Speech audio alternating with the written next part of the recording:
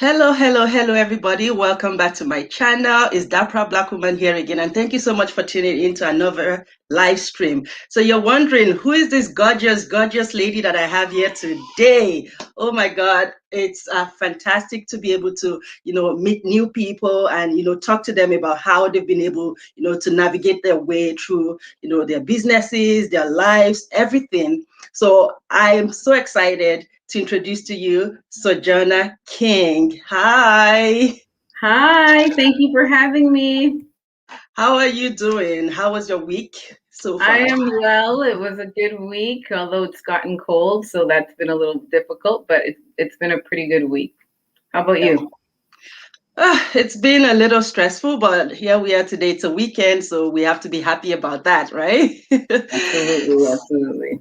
Yeah, so hello everybody. As you're joining us, remember to give us a thumbs up and also rep your city, rep your country, wherever you're watching us from. Please leave it in the comment section and send us a shout out, okay? If we're looking good today, tell us we're looking good, okay?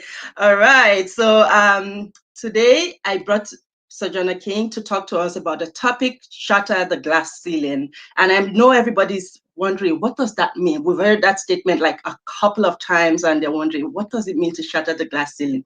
Well, we're going to be, bringing you guys along and talking about all these things. And there's a couple of questions. If you guys have questions as well, leave it in the comment section, and I will try to get to it as maybe at the end of the program or in the middle of it. We'll just find out as we go. So I'm just going to introduce again Sojourner King, and Sojourner King started a career as a civil litigator.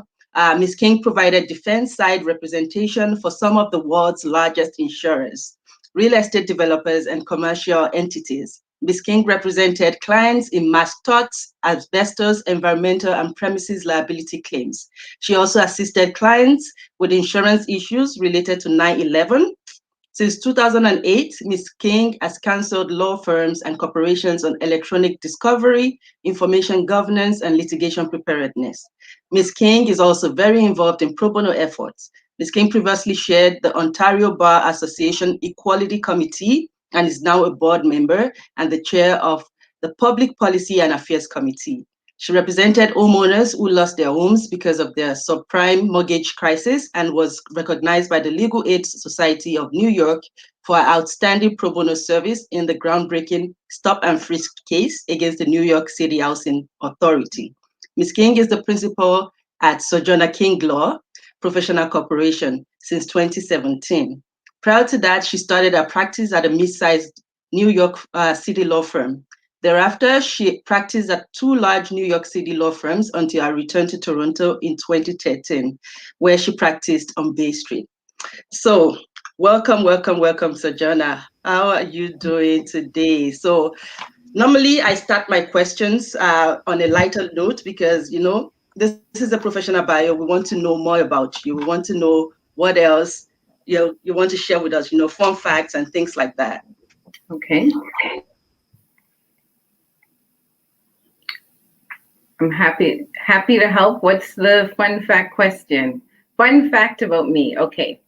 I when I was in law school, I was working at Amtrak's legal department, and one of the lawyers, and when you're in school, you get these opportunities and you don't always take them.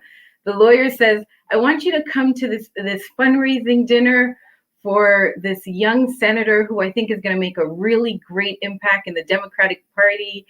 I think he's going to be really special. And I said, oh, and I think I had an exam in a couple of days and I declined the offer. Well, that senator turned out to be Barack Obama. So I had the opportunity to meet Barack Obama and declined it. And when Wow. she came back, she said, oh, he's really special, just like I thought, Sojourner. He's really going to make a difference. And then several years later, he was running for the US presidency. So if given a last minute opportunity, sometimes it's going to take it up. But I thought that'd be a fun fact to share. Wow, that's wow. All I can say is wow. So did you ever regret not meeting him? Absolutely, to this day. But and Yeah. it was when he was just starting out in Chicago, so it wasn't going to be I would have been able to really meet him. He was fundraising. He was just starting out as this Chicago, being a senator. So it wasn't even at the point where he's at the presidency. So yeah, absolutely. And hopefully I'll make up for it later on. Now it'll be much more difficult. I know, right? But yeah, at least you can still try. Like I was supposed to meet you, and well, I didn't. Yeah, 13 years ago now. Yeah. All right. So now going into the topic, shatter the glass ceiling. When you use the term shatter the glass ceiling, what does this actually mean to you as a person? For me, as a woman of color, and specifically a Black woman, I think it means being your authentic self. I think it means figuring out what your values are and ensuring that you hold close to them. And I think it means having a seat at the table, and not just a seat, but having a voice at the table where you otherwise would not be. So that's what that means to me in a nutshell.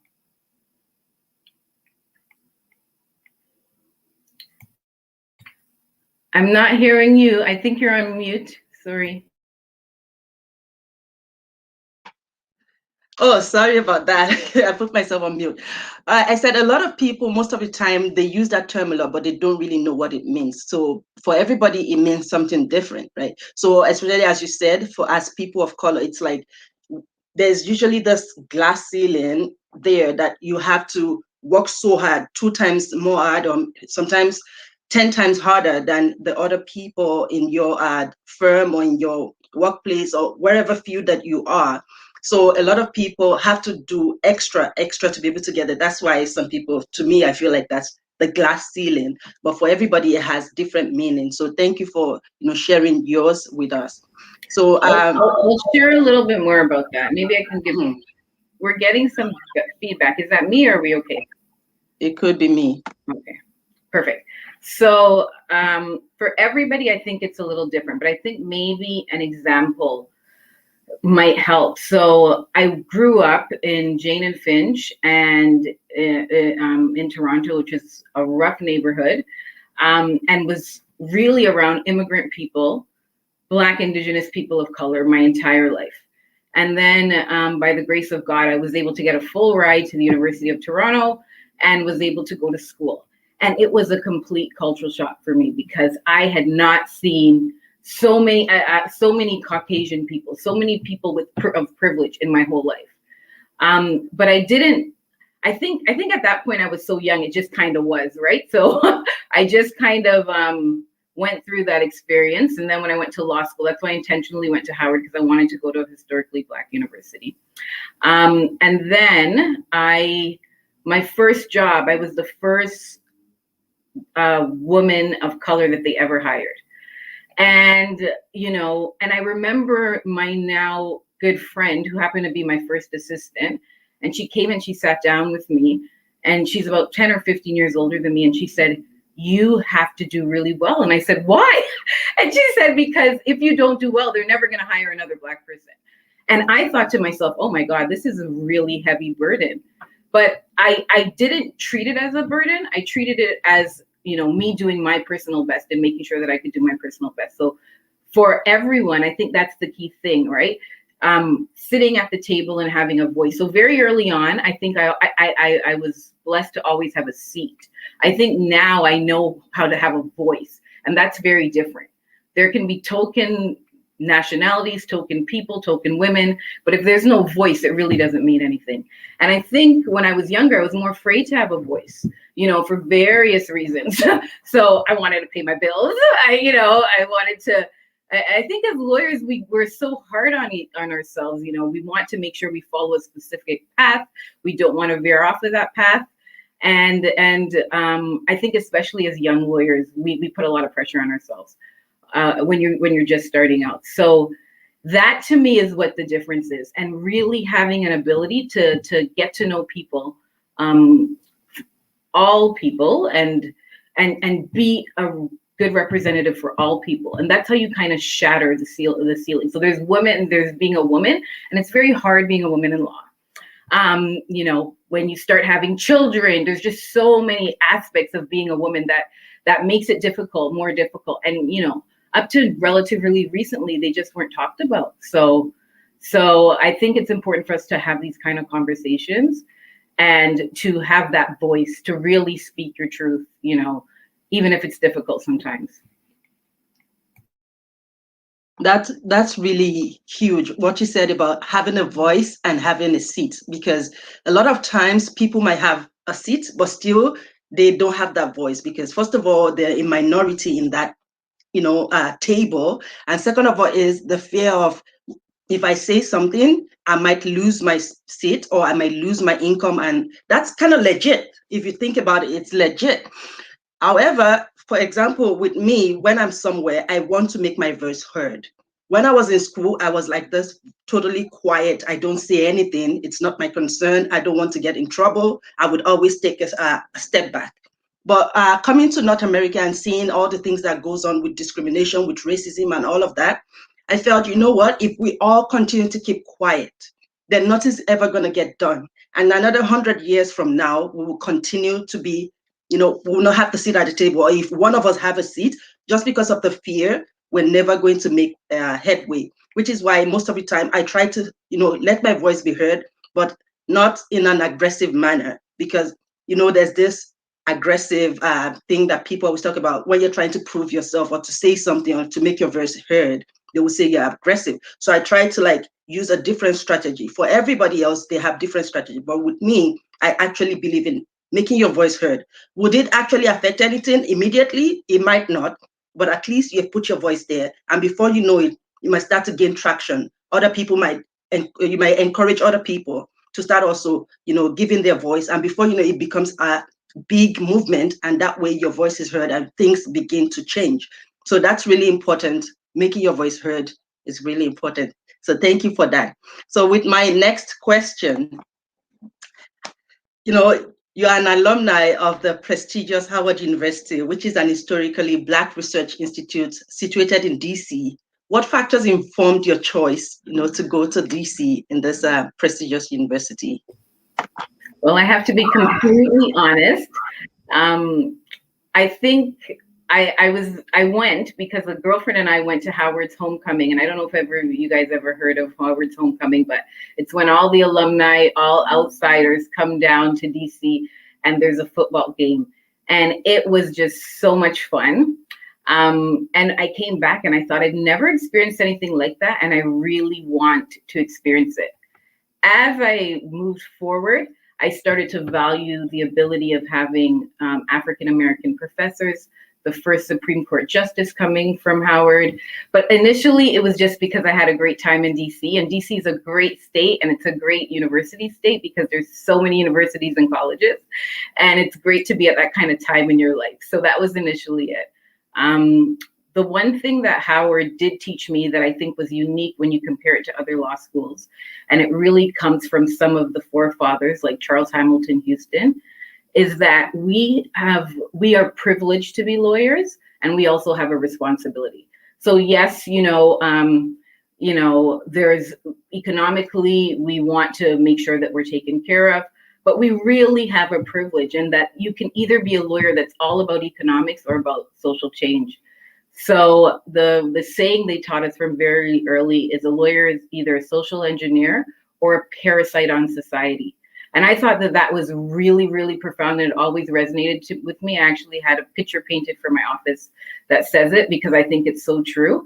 And I think when we are lawyers and, lawyers in any professional, we have to realize whether we're being social engineers or parasites on society. So, but I had a wonderful time. I developed lifelong friends.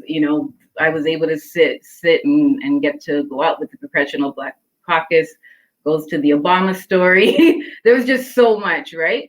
And so it turned out really to be a great, great, great time. But initially I went because I had a good time and I thought it'd be a great place to go to school. That's a good reason as well, anyway. That's really, and I love the fact that when you were talking, you said you wanted to know how it felt, to be in a place where you have Black professors and all of that. And I've had a couple of people that because I schooled in my first, my LLB was in Nigeria, so we're all Black anyway. And coming here and my husband having to go to school here, it was like a difference as well. Like, because now you have so many things, so many different people from all over the world, different lecturers and stuff. So there's a difference. And sometimes you don't feel at home. You don't feel like you belong in something. So yeah, that really makes sense that you wanted a place that you'll be able to fit in and you'll be able to be yourself. So that's a big deal for a lot of people, and it's totally worth it. So through research and Can I speak okay. a little bit more on that? Mm-hmm. It's really interesting that you said that, because my husband is from Trinidad and he went to school, most of his school life in Trinidad. And I think there is something with seeing people as your teachers that look like you, as doctors, as lawyers, and just, not being a minority in terms of the sense. I think you believe intuitively that you can do it. When you never see anybody that looks like you, it just seems much more difficult. So I think it's really, really important that for us who are in the professions to really mentor our young people, really show them that, I can do it. I mean, mentors helped me significantly. I had never seen a Black man in a suit until I went to this mentorship program when I was about 11 or 12 years. And that speaks volumes. I didn't even think that it could happen. So, whereas my husband, which seems to be similar to you, you guys saw people that look like you teaching you. So it's the norm, right? It truly wasn't the norm. So Howard did bring me back to the norm. So I thought it was important enough that I mentioned that as well. That's really true. And one thing as well is, if you have somebody that actually looks like you, sometimes you feel more brave to go meet them and say, okay, I have this problem. Can you help me solve it? But if you see somebody else and they're all like different color, different, and thinking about all the things that have been going on in the world as regards discrimination, you will kind of take a step back. You'll be so reluctant to go meet them because you're scared of them saying no or things like that. So yeah, it makes sense. Okay, so my next question is, having done a couple of research myself and also listening to other people's, reading from other people's research and their lived experiences of, all not just Black people, but also as women and as minorities, there often exists this unacknowledged and ultimately illegal barrier to advancement, especially, as I said, among women and people of color. Did you experience such barriers, and what strategies, if any, did you employ to surmount those challenges? I think inherently, every one of us who is not from the dominant race experiences these barriers, right? I think when I just started, I didn't even realize that these barriers were around me. And maybe Marquita Ball, who I love to this day, sitting me down was a way to tell me at 25 years old that, listen, there are these barriers here. But one thing I learned, and I think it is true of anybody, is that if you are true to self and you are yourself, people are going to want to get to know you. You are honest, you are trustworthy, and you are you. So we would go, and especially in some of the larger firms in New York, with clients, multi-million-dollar clients, people with that, stuff that I could not imagine as a child. We went to the top of the Empire State Building to have a meeting. And, they would talk about things that I just never had lived experiences of. So they talk about classical art, which I wasn't trained in, or in Canada, it's hockey. And I would say, listen, I know nothing about this. I like this. I like basketball. So you want to talk about basketball? I can give you a good, lots of facts about it. And I think, and I'll tell you about my Trinidadian heritage and where you could get the best doubles, which is this great thing. If you're not from Trinidad, you've got to try. And that was really, really being me. And I think that always helped me along. And I think that's one thing I would suggest that every one of us are, whoever you are, your Nigerian experience, your Trinidadian experience, your Somalian experience, that's an experience that the other person does not know.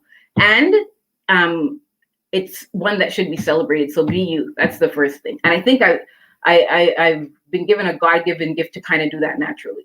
Sometimes that's harder for people. But if it's harder, try and consciously do it. when you experience the racism or the sexism or the whatever ism where they're saying you need to stay here and you can't move here, you have a couple of choices. As human beings, I think sometimes we really get stuck in the rat race and think we have to stay in a place. So the first thing I would do is, this is why it's important to have mentors. Speak to your mentor. Speak to somebody who has been through this on how to handle. I always had a very good sense. Colleagues, friends your same age, they don't necessarily have to be in your position. Speak to them, because remember, you only have one opportunity to make a point, and you don't want to do it wrong. As you said, you don't want to appear to be too aggressive, ill-informed, or any of the, because we have to be better than everyone else. When we're women and when we're people of color. So I would always make strategic moves. I would always talk to I call it round table, and everybody should have a round table. It may be your spouse, your partner, a really good friend. And in your round table, there should be somebody who regularly disagrees with your views. You don't want your round table to have everybody who thinks just like you, because they're just going to say, hello, yep, you're right, let's keep doing it. So when I did experience it, I experienced it at these larger firms. For example, my first day at one of the firms, the partner came to me, and he can never forgive himself for it. And he said, "Can you make photocopies?" And I said, "I'm happy to make photocopies, but I think my assistant can do that for you." Couldn't believe that, I was the new lawyer. And then at, another firm, they would like walk by my office and be shocked because I was looking younger than I actually was. So I looked very young, and then who is this girl, right? So you use your voice, you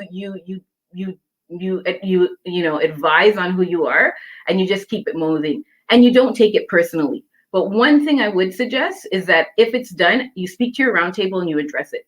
Do not just leave it and live. I think that is something that we do. You can't fight every battle, but if it's something that really didn't sit well with you, then you need to deal with it. Thank you so much for that. So 3 things that jumped out of at me is be yourself. So talking about, when you go to these meetings with people and you're saying, okay, what you're talking about, I don't really know much about it, but I can talk about basketball. That's a huge thing, because I know a lot of people try to fit in, and then a day before the meeting, they go watch TV, watch hockey, try to learn one thing or two, so that when they go there, they're not the odd one out, and they're trying to, communicate and relate with everybody there. So what you said about you also bringing your culture, because you'll be surprised. I tell people, a lot of times when you say these things, you'll be surprised how you will connect, because you don't have to try to fit in. You can show them your own world as well. Let them see what you're made of. Because people are just always too scared about, they're going to think I'm weird, or they're going to think this and that. If I don't know how to play golf, I won't be accepted into the rich men's club. You can show them yours, and you will see that seeing something new, something fresh that they've never seen before would also make them more closer to you and might even open doors of opportunities for you. The second one, you said, have mentors. That is also something that I'm just, learning since the pandemic hit, because before then, it was just me and my family doing my own thing, my own way, and, just in our own box. But then when the pandemic hit, I started thinking about so many things. When I'm an internationally trained lawyer, and when I was writing my exams and everything, I had nobody. I had just put to bed, and I was doing everything by myself. It was so difficult. And I thought to myself, I said, I don't want other people to go through this, especially internationally trained lawyers. So I started this YouTube, and I would make videos about how to pass, how to study, things like that, because I wanted people to be able, to jump those hurdles, not having to find out that, it's so difficult. I've done the work. Come find out from me. And I was so glad that a lot of people reached out to me, and I was able to, I wouldn't say mentor, but I was able to assist them the way I can, show them these are the materials I use, this is the strategy I employed, and things like that. And they will come back after and say, thank you, I passed my exam. Even if they didn't pass, they will come back to me and I say, you know what, you've got this. Let's re-strategize. What did you do before? What can we do now? And they're always appreciative. So that's really important, because people always think mentorship only has to be people that are high there. You can have peer mentors that you can actually show them, well, I just did this. I'm currently in the position now. I just finished mine maybe 2 months ago. So whatever I know is still fresh in my head, so I can impart some knowledge on you. So that's really important. And the third thing I got from that is also, don't take it personally. And that's my motto. Every time people see me, although my name says Dark Proud Black Woman, just to show you I'm proud and I'm Black. However, I am not aggressive about things. I don't take things personally. But if you do something, I would correct you. I would address it because I wouldn't let it slide. I will address it, but I will address it in such a way that you would reason with me. Or even if you don't, you will still shut up, right? Just to put it that way. So those are the three things that you said that jumped out at me. And I feel like people need to, take that approach from now. Thank you so much for that. So I don't know if you want to address anything else before I go to my next question. You can go to your next question. Okay. So you own a successful law practice with employees working for you as a person of color. That, in my definition, is shattering the glass ceiling, right?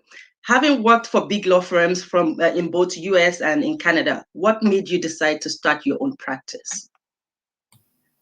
For me, it was really a work-life balance. So when I had my son, everything changed for me. So my thought process, I had this human being that was dependent on me for life and everything else. And I thought to myself, I really want to be present for him and our other son. I want to be present because it's so hard to be present when you're in these large institutions sometimes. So that, and I had always wanted to start my practice. When I started practice, when I'd come out of law school, there were about 3 or 4 of us that decided that we would, and then we just each went our own way. So I just felt like it was the right opportunity. It's not for the faint of heart. For me, it was very hard coming from a place where I had everything done for me to have to start doing everything myself, like fax machine, simple things like using a fax machine. I remember I nearly had a fit when I had to figure out how to use the fax machine because I never had to do it, right? But it taught me so much more about business, about dealing with human beings, about management, so many things. And I always realized that lawyers are sometimes very good at lawyering, but not necessarily the business aspect of it. So I always try to engage experts where necessary on the business aspects.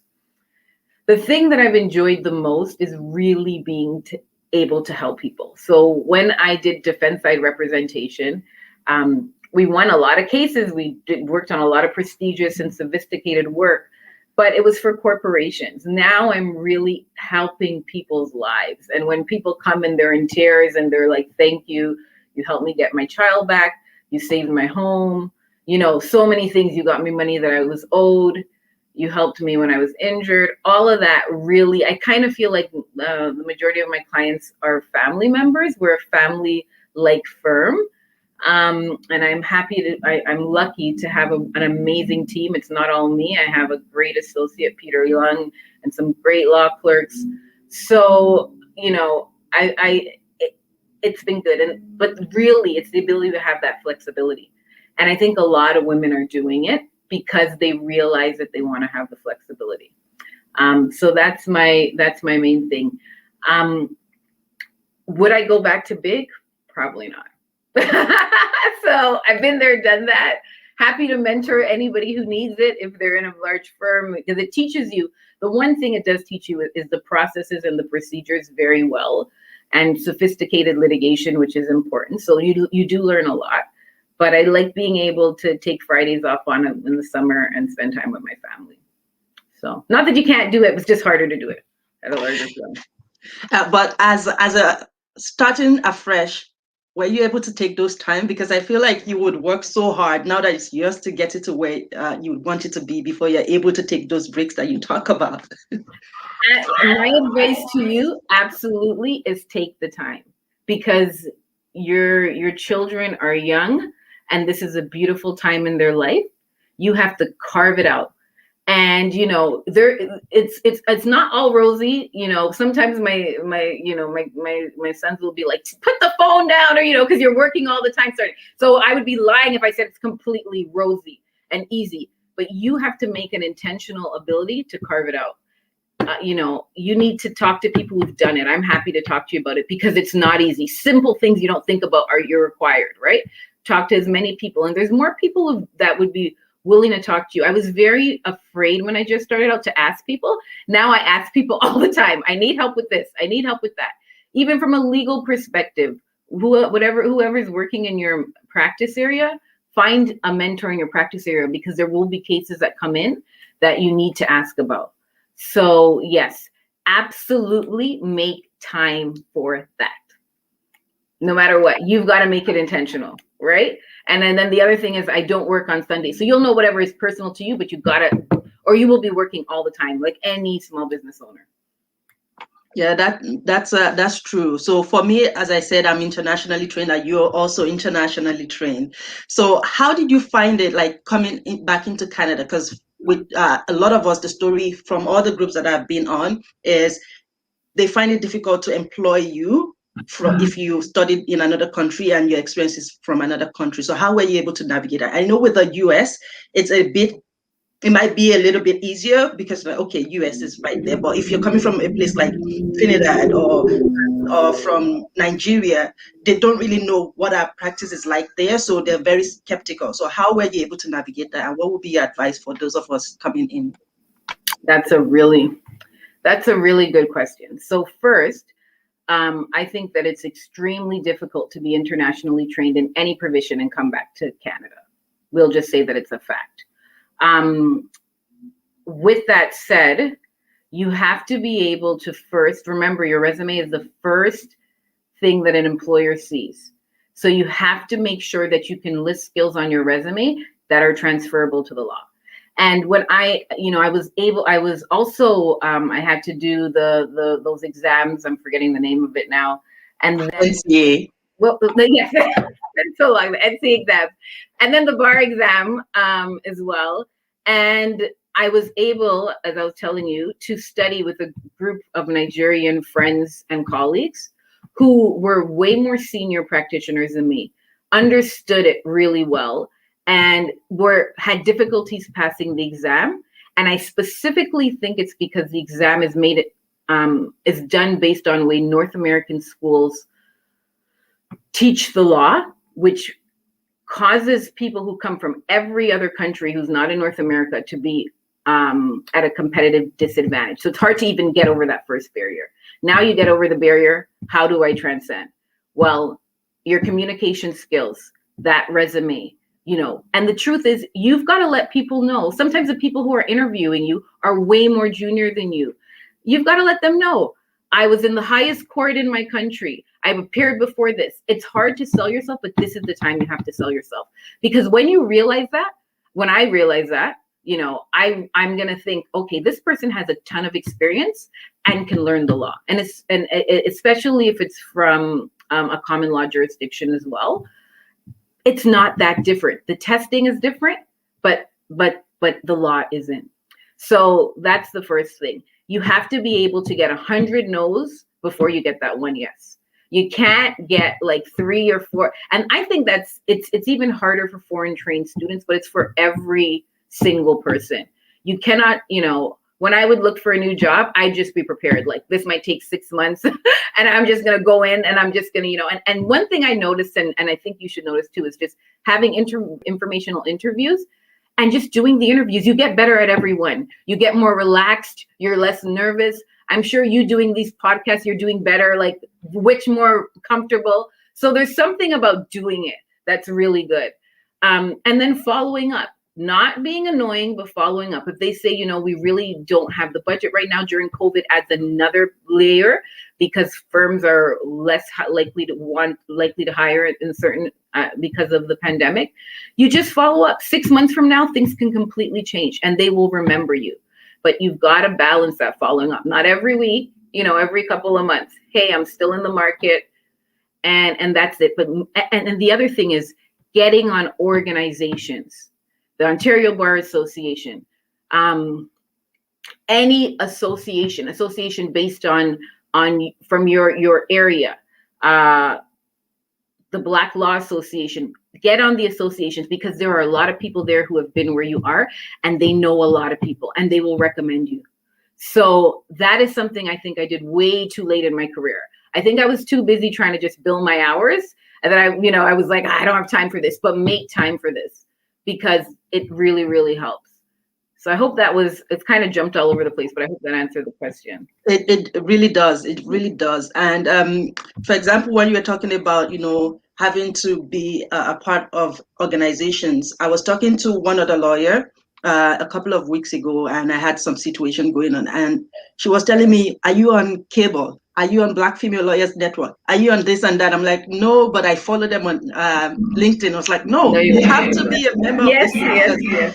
The truth is, being a woman and a person of color, when you're working somewhere and they know that you're affiliated with all of this all of these networks, they wouldn't mess with you.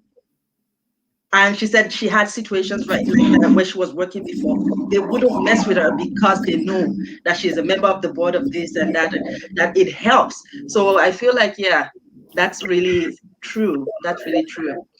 And you know what? They're looking for so many volunteers. Like they need volunteers. It's not that hard to get on. I'm happy to talk to anybody about the OBA, how to join the OBA. It's a great organization. And right now we have our first female Black president, Charlene Theodore, who is amazing. But all of the presidents are amazing. The board is amazing. The staff are amazing. And it's just a network, especially if you're in a smaller firm where you're a solo practitioner too, where you need resources. It's also resources. And I like the point of them knowing who you are and being afraid to give you trouble, because that's also a good part. But the main thing is you meet really great people, and we get back to normalcy and we start to see people. There's just all these great events where you can meet some really wonderful people. It was important to me too, especially living in the US for so long, to get to know Canada. At first, I kind of did what you did. It was just about my family. And then I was like, okay, in my mind, I always thought I was going back to New York. And then I realized that I'm not going back to New York. And my husband is anti-New York. And I was like, okay, and this is my home, right? This is where I grew up. This is where it all started for me. So I was like, I need to get involved. And it's been life-changing. Like, I feel we as human beings need community. And it's a way of starting and forming community. Yeah, that's true, because for me, a lot of times I joined a couple of I've been a student member of the OBA because I heard it was free. So I joined. I joined when I was writing my exams, and I guess a lot of people don't know that. So if you don't know, as a student member, you don't pay. So if you're in the process of doing your NCAs or your bar exam and things like, you can get it free. And there's so many resources, as Sojourner just said. So one of the things that people are concerned about is the time. Like, okay, if I'm on like five different networks, how do I find the time, to be able to be involved with those people and volunteer for things? And, that's a big. That's a really good point. And as I said, in order for you to have those Fridays off or your Sundays or whatever you choose for you and your family too. So it goes back to your values. What are you really interested in, right? And then you just decide you're going to dedicate one or two, dedicate your time to one or two committees. I have sometimes a problem saying no, and as of late now I say no. So you can't do everything for everybody all the time. Excuse me. And it goes back to when I keep saying your value proposition, like everyone who's listening to this, I want you to do this, is to write down what are my real values in priority sequence, right? And I guarantee your family and your close people are going to be at the top. So if they're at the top, then how are you spending all this time, doing other things, right? So sometimes seeing it on paper is huge. So I limit like 2 or 3, and that's it, right? But you'll know. People that do not have a family or that, then you may have more time. Like, as again, I could have probably done this a lot more when I just started out practicing, but just didn't focus on it. But recommend that everybody does. So, yeah, I will put that in my black book. Make sure you find time to rest and time for your family, because whatever time you lose now, you're never gonna get it back. That's really important that we know. All right. So, did you ever get to a point in your career where, the going got really tough and you thought to settle for whatever comes your way? Has that ever been? Oh, absolutely. I'll tell you a personal story, but I think it'll resonate with everyone. So after my first firm, I had an opportunity. So I'm Canadian. I don't have a green card in the US. I had an opportunity to start and practice an e-discovery sales arm of a company that's now very big, and didn't realize that there would be immigration issues associated with taking this job, because the visa that I'm on, you had to be a practicing lawyer. Anyways, very young in my career, quit my first job where they loved me, and decide I'm going to take this new job. It was really a good opportunity, and I was tired of going to court and doing some of the traditional legal aspects. I was on what is called a TN visa. In order to get the visa, you literally just go to the border and you pay a small fee and you get the visa, and then you can live.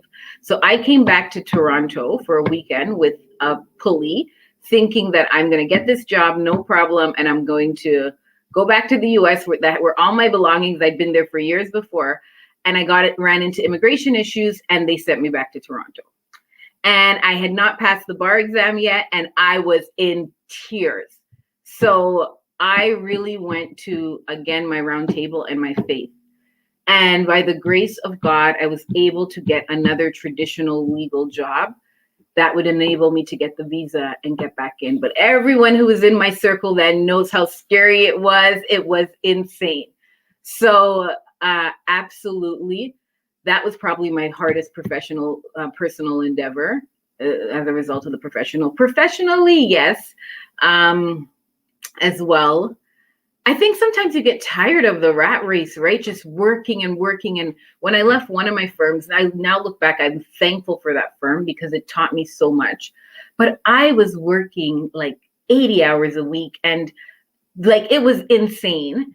And, you know, everything you see on Suits was real in that New York firm. And I remember going to DC, and my friends, we were supposed to be having, these are my law school friends, we're supposed to be having a get together. And I was like on the that time's Blackberries were, and they were like, Sojourner, what's going on? You have no time.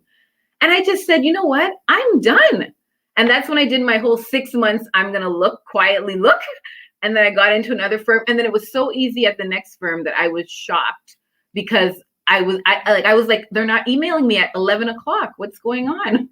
So, and then another story is I remember a very senior, excellent lawyer had her first child, and we had a production due. And she had given birth, was in the hospital the second day, and was emailing me about the production. And that was my aha moment. Like, I need to get out of here. So there will be your own aha moments, and that will be your signal. Listen to that inner voice, right? So yeah, there's definitely been some struggles. It was easy coming back because I'm Canadian, but I think I never knew what it was being an immigrant because I was first generation Canadian. And then in the US, I was an immigrant. And if you're an immigrant, you're always a little bit scared that something can go wrong. So it was a humbling experience for me. Yeah, that's true, because as immigrants, like until we get like that citizenship or green card, it's always something you have to be extra careful. And that's why I feel a lot of people settle for less, because they're like, you know what, let me just take this, because if I don't keep doing this job, I might get sent back home and all of that. So they settle and continue to settle. But at some point, once we get that green card, some people are now used to being to settling. But for me, I'm like, at this point, I wouldn't take no for an answer. Like, I wouldn't take all of that nonsense if it comes to me.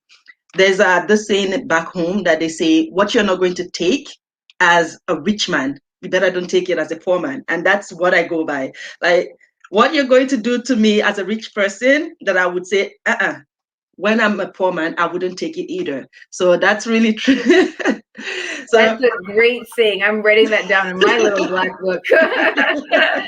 And I absolutely agree. Yeah, we never settle. Recognize your value and your worth. Like, I know it sounds cliche, but it's so important. Like, we really have to recognize, because people can sense it. Our children can sense when we're, not telling them the truth. And human beings are naturally intuitive people. They can sense when your value system is low, or you can be easily persuaded. And they can also sense when you're not going to do what you're not going to do. So that's true. That's true. And that's why I said, Don't ever settle. Don't, like, if you have a passion in you that's burning in you, make sure you see it through. Don't let people, bring you down or tell you, oh, you're never going to make it. You're an immigrant or whatever. You're a Black person. Don't listen to those people. Just flee from pessimists. I always say that all the time. I sound like a broken record for people that know me.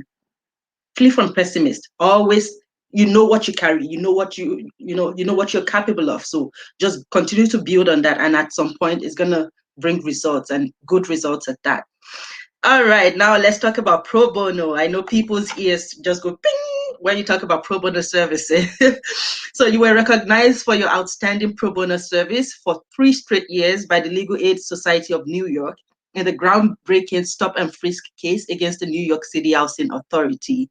Can you give us a brief background of what this case is and why you decided to work on that particular case? Absolutely. So, NYCHA, the New York City Housing Authority, had rules where New York City police officers or NYCHA police officers would stop people while they were going home or in the area and frisk them and, if necessarily, arrest them. And of course, we know that that disproportionately affected Black and brown people.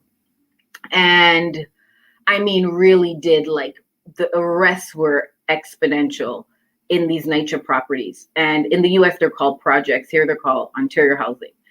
And initially, I was working with one colleague that I went to Howard with, and another colleague who was Harvard educated and trained, brilliant guy, Jason Grant. And they wanted to bring the case. So basically, the legal aid works with very large law firms, and in this case, it was Paul Weiss, to bring social justice cases and have them backed by these large law firms that really have very deep pockets. So initially, Paul Weiss was concerned, right? They did not want to sue the New York police, this big law firm in New York, right? So, and rightfully so. But it shows that perseverance and persistence. And I mean, I was the e-discovery lawyer, so I was managing all the documents. And funny enough, so I had to deal with tape recordings and a whole bunch of other stuff. So I wasn't doing the actual litigation. But my 2 litigation lawyers, they pushed and pushed and pushed, took it to every management meeting until they took the case. And then the firm took the case, and it took, as you said, it took 3 years to finish the case. So that's why I won every year. It was all on the same case. But we won in the Southern District of New York at the federal level under Justice Shira Shinlin, which is a really tough, well-recognized judge who happens to be a huge e-discovery judge as well.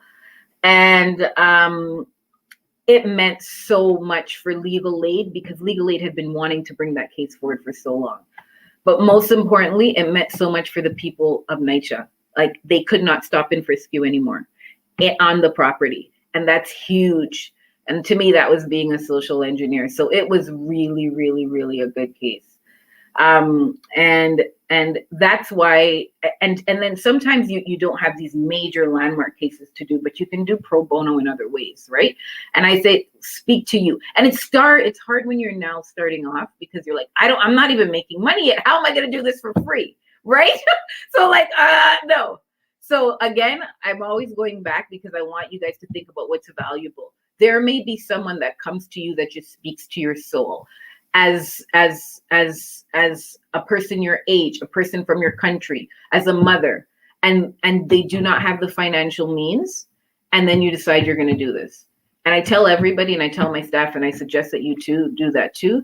If you're doing pro bono work, you're doing it the same way that you're doing it for the person that's paying you, right? They deserve, oftentimes the poor, and this is a whole access to justice issue, they are not represented in every country the way the rich are. So we have a duty to do the same work for them and give them the same 100%. You can't guarantee the result, but that's it.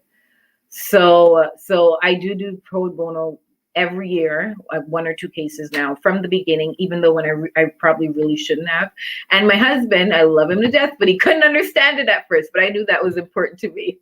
So yeah, that's true. I was on a WhatsApp group for young lawyers, and somebody was talking about he has every year he does one pro bono, so he calls it's pro bono for the year, and we're like, oh, that's a good way to put it, by pro bono It's for a the year. great So way. yeah, so with pro bono, do you pay for even the disbursements, or they pay for the disbursements but you don't charge legal fees? I generally pay for everything, but if there was, I had my very first year when I just started, I couldn't afford to pay for the disbursements, so I asked her to pay for the disbursements. So the disbursements of a file are usually not incredibly expensive unless it's an expert that costs a lot of money. So they'll be happy to pay for the disbursements, and I was really impressed with Ontario's legal aid, because in New York, where you can get a lawyer and on a legal aid certificate to do work for you, which is absolutely phenomenal. In no U.S. state does that happen. There's a very low threshold, and then you have legal aid lawyers who are overworked and really can't deal with all the cases. So Ontario is very unique and it's excellent. So that's another way to still help individuals that otherwise would not be able to get a legal representation, and you're still getting your disbursements and some sort of a legal fee. It also gives you great experience. So, but Exactly. it's up to you. If you can't afford the disbursements, then don't do the disbursements. Yeah, that's true. And talking about the Ontario legal aid, the way you said it actually makes sense, that it's still a way of, giving back to the society, because a lot of people feel like that's just a way to have a steady stream of income, which that's the way I think about. But now think about, because when you're getting paid from legal aid, you're not getting paid the same way that it would be if you are hiring. It won't be your regular rate. Sometimes it's like half of the rate that you would charge. So it's still a way of giving back to the community as well. So that's true. It's absolutely a way of giving back to the community, and still, as I said, getting some sort of payment as a result.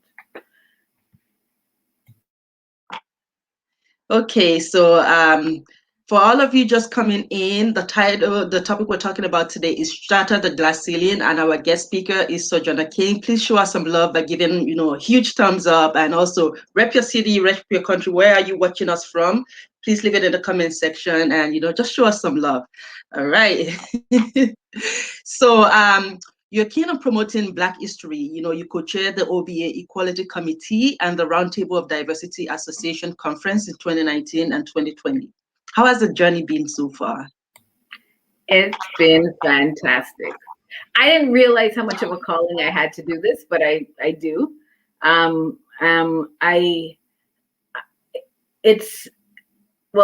Let's say one thing. May 25th was the 1-year anniversary of George Floyd. And we've always known that we've been a part of the struggle as Black people. And now being able to sit and have a voice at the table is huge. So I have loved it. I suggest that you get involved with the OBA's Equalities Committee, attend RODA, the Roundtable of Diversity Associations, learn about other struggles. So in this whole process, I learned a lot about the Indigenous struggle, which is so similar to ours. I've learned about Asian Canadians and Asian Americans, and you realize that we were all in these silos, South Asians, and going through our very own unique struggles, but a lot of it is the same. And I really believe human beings at our core, all we really want is the basics of Maslow's theory. Food, shelter, love, the very basics. We're all very similar. But social constructs, history, and various other reasons have caused race and to be imposed in such a way that we constantly have to be proving who we are and fighting for who we are. And I have to say, I was really, really saddened by the George Floyd death. But to me, between last year and this year, this has been the most attention we've gotten for anti-Black racism in Canada, in the US, in the UK, all over the world. So let us jump on that and take it and use it, right? And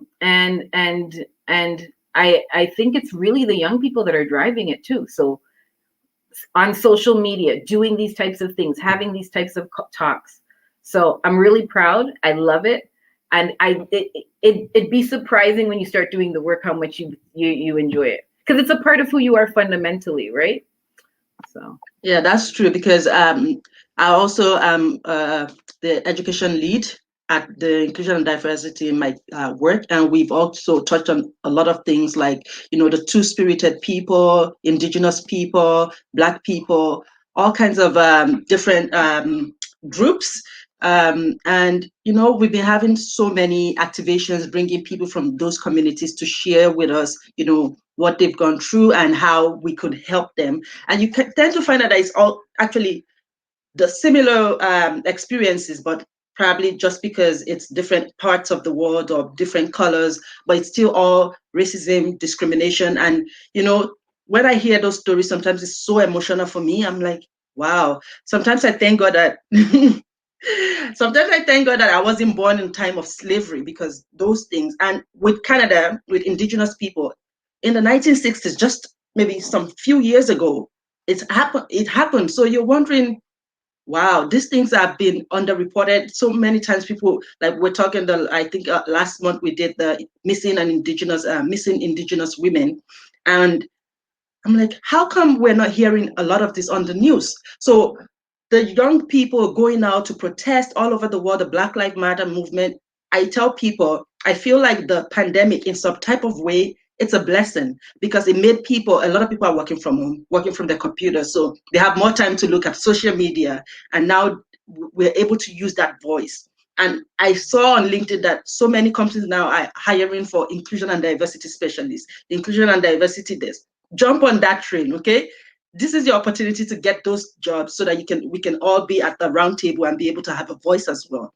So, and I tell people, when you go for interviews, when they ask you question, make sure you have an inclusion and diversity question there, so that you can find out, what the company is about and what is their culture towards, inclusion and diversity. That's really important. Otherwise, when you get in there, you might regret it. It might be a hostile environment for you. But if you ask that question, you will know how the culture is and what you can also do to help.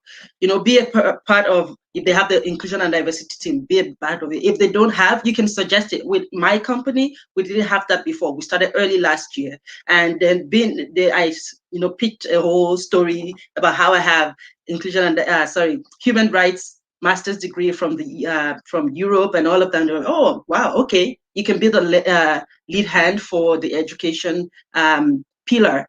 And that's how we started. And now we're more than a year and we're still growing strong. Every time we do different things. We do for the LGBTQ community, we do for the two-spirited, we do, Black is beautiful, we do the indigenous, we do Pac Asia, we do a whole lot of things throughout the year. And little by little, we're changing people's perspective. And a lot of people, when we do this, sometimes it's two ways. Sometimes when you start to speak, you might actually get people that are discriminatory, but they wouldn't show it to you, because they feel now, if you're speaking out, that means you're already suspecting every body around you that they are also racist. And I tell people, just because I'm speaking out doesn't mean I view you as a racist, because I get that a lot. Oh, I released a video on Friday when I was talking about how people now see me because I have this channel, Black woman. And then when they're trying to talk to me, they're being very careful. They're choosing their words. I'm like, don't make it awkward, okay? Don't make it awkward. I'm not going out looking for racists or whatever. It's just me sharing my experience and also sharing the experiences of other people and, trying to make you guys see that it is not okay to be discriminatory. But I don't automatically just look at people and say, you must be racist or whatever. So you might get all those kind of situations, but still don't let it kill your voice. Continue to talk about this. And that way we might all get to that all lives matter that people talk about. But right now, not really, okay? So yeah, that's really important. Join inclusion and diversity. I would look into the OBA one as well and see how I can, make myself useful to the OBA in some type of way. So that's really important. Very, very useful. That'd be wonderful. Absolutely. And what you're doing at work is key. It's starting those organizations. And that question that you had is absolutely brilliant. In all my interviews, I've never asked it. So I think everyone should put it on their list. Try and get a sense of where you're going, because this is going to be a place where you spend 8 to 10 hours a day and you want to be happy. And you want it to be reflective of who you are as an individual. So That's ultimate. All right. Everybody, as we're talking about the topic, Shatter the Glass Ceiling, and our guest today, Sojourner King, she's been giving us, a lot of notable, quotable quotes that I've been writing down in my book. So get your pen, get your paper. If you don't have a pen and paper, don't worry, this is recorded. You can watch the replay and you can get a teen or two that you can use also at your workplace and even in your life in total, even if you're not working, if you're a student, whatever your situation is, this is really important for you, that when you're growing in your different fields, you can apply them to yourself as well. All right. So remember, give a huge thumbs up and rep your city, rep your country, wherever you're viewing us from, leave it in the comments section. All right. So being a board member of the OBA, okay, how do you propose individuals go about handling situations such as discrimination based on gender and race? Thanks. That's a difficult question, but I'm going to try and answer it the best that I can. The first is don't immediately react. So if something happens or is said, don't immediately react, because at that point you haven't had the opportunity to take a few steps back and figure out if sometimes our own learned experiences and personal experiences, and my loving husband has taught me this. I tend to put everything like, oh my God, was there a racial or sexual tone there? And he's taught me like, maybe it's not really that. So you need to really reflect and figure out whether it is, maybe get a second opinion on that. Once you've determined whether it is, then you want to make an informed, succinct. We don't want it to be long and all over the place, because then it can go, awry, because you want it to be effective. Response to it. So it may be a written response or it may be a verbal response. Make sure it's formal. If it's a verbal response, you make sure and you memorialize it, because if you ever need it down the road, all you have is what you've memorialized. They'll say that the meeting never happened. So, and that round table that I talked about with 4 or 5 people that you really trust, it may be your priest, it may be your partner, it may be whoever it is that you really trust, including one person that normally doesn't always agree with your views. Make sure you discuss that with them as well too, before you present. And then when you start, you don't give details. You just say, I'd like to talk to you about something that made me feel uncomfortable. Or, I'd like to talk to you about something that's important. No details until you're in front of the person. If you decide to just do it written, then you have to be very concise and then give them the opportunity to speak to you after. So that's more practical. How do we deal? It's a large question. And again, if it's at a point where you need to get the Law Society or anybody else involved, then you got to do that. But like steps, right? All right, that makes sense, because a lot of times there's a video that I had like last year when I just started this YouTube channel, and I addressed something similar, and the title was I was like, racist or just a jerk? Sometimes people are just sometimes people are just jerks. So when you actually take a step back and you look at them, you would get to find out sometimes that they're just jerks to everybody.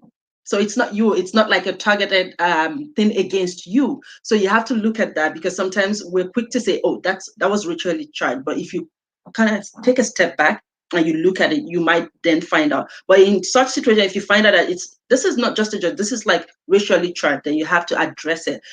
Being a jerk doesn't mean you don't have to address it, but then you know that this is a different course that I would take to address that situation. So yeah, that was like a funny video that I made. Like, sometimes people are just jerks. It doesn't mean they're racist, but we have to address it. Either you're a jerk or you're racist, address both of them, but then there's a difference in the approach you would take at that point. All right. So being a board member of the OBA, what are the resources available to racialized lawyers or law students experiencing discrimination? And then the second part of that question is the OBA working in cooperation with employers, community partners, or government to help tackle the root causes of such issues? Okay, I'll answer the second question first. Absolutely. The OBA for many, many years, in fact, decades, has been instrumental in working with the LSO, with other, the Roundtable of Diversity Association, so FACL, so CABLE. So the OVA has always made an effort to try and deal with systemic issues and to try and address it. And really has done a very good job of it. And I think it's because it's been important from the leadership standpoint. The CBA, which is the Canadian Bar Association, the umbrella organization, has also made it very, very, very at the top of its list in the last few years. Now, can you repeat the first? I just want to make sure I'm understanding the first part of the question. Hold on. Yeah, I found out that I muted myself. All right. So the first part is like, what are the resources that OBA has for racialized lawyers and law students experiencing discrimination? I wouldn't say that the OBA has specific resources for law students and lawyers experiencing discrimination per se. In terms of resources, they can put you in contact with a mentor. They can put you in contact with the Equality Committee, who can then put you in contact with various others. But it's not the jurisdiction of the OVA to do that. If you're experiencing racial discrimination, then it really, if it's at the employment level, it should go to your employment. If it's at the educational level, it should go to the educational institution. If you are a practicing lawyer, it should go to the LSO. So the OVA's mandate is to be an association for everybody, to ensure that it's an equal opportunity association and to ensure that equality issues are dealt with, but not to literally come and say, well, I'm going to call, I've been experiencing this. Okay, that makes a lot of sense. So I just wanted to put that out there, because a lot of times when you're experiencing something, people will be like, oh, did you call the OBA or things like that? Are you a member of the OBA? Did you call? So I was trying to see if there's like a particular unit that deals with that, like investigation or having a chat with the employer, especially if it's a legal employer, like a law firm. So that kind of answers my question. So now, what would be your advice, to viewers that have reached their glass ceiling and are feeling trapped or unsure of how to forge ahead?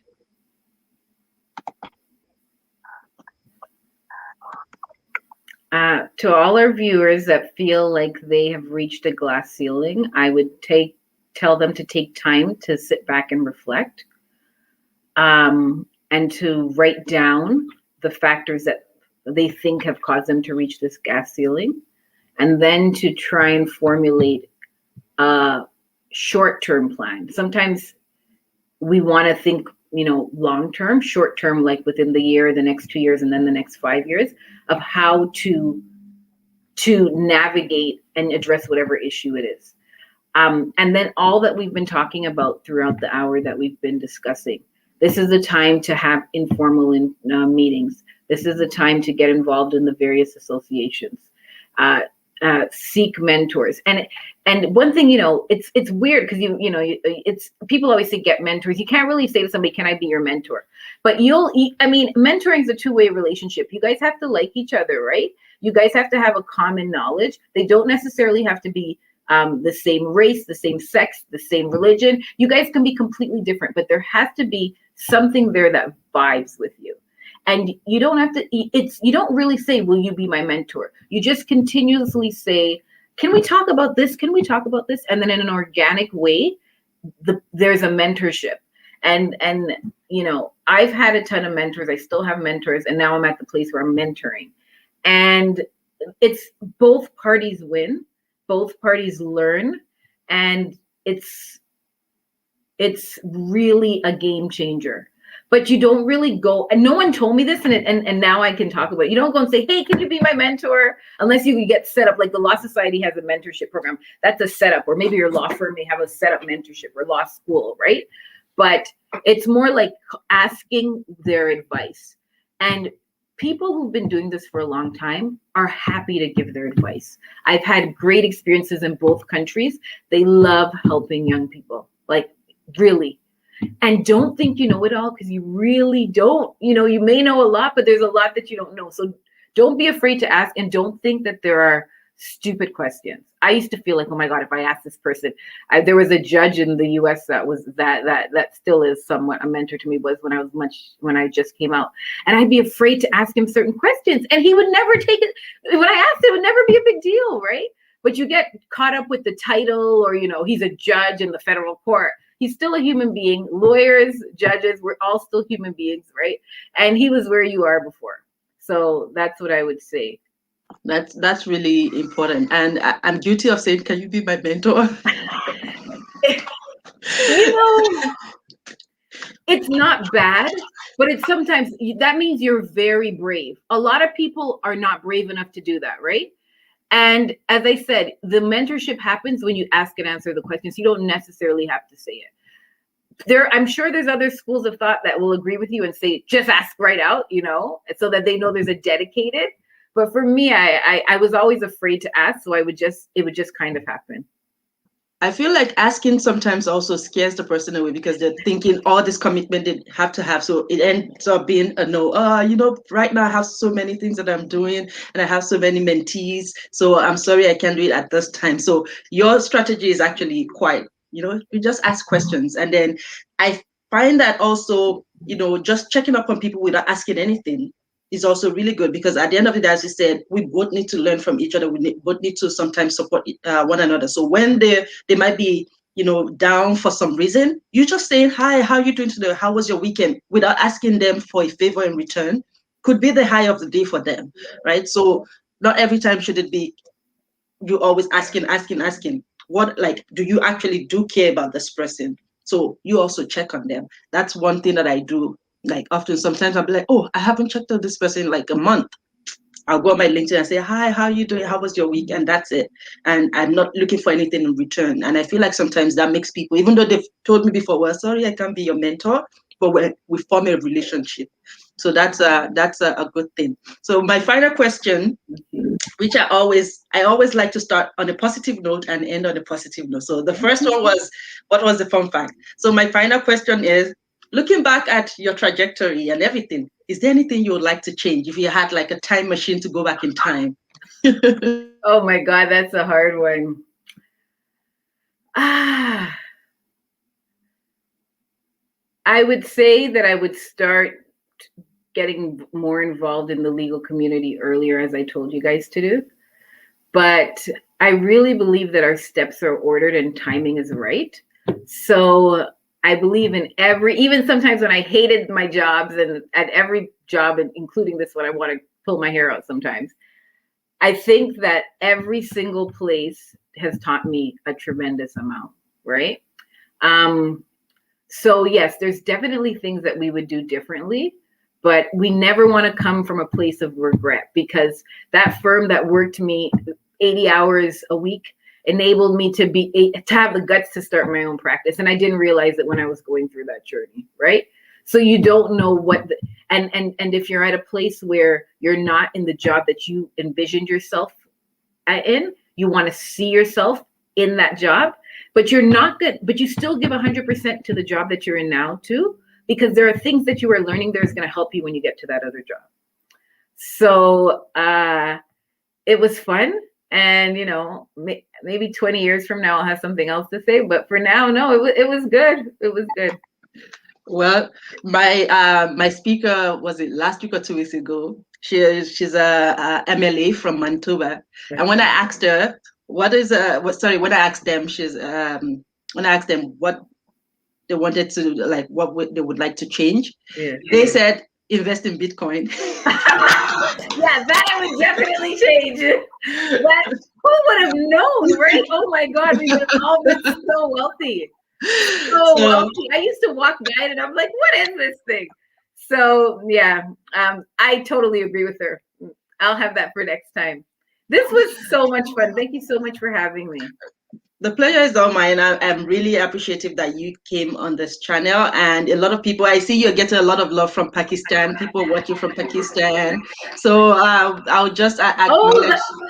That's Aruj. She is my administrative assistant, and Atul is my social media. So thank you guys for joining. That's wonderful.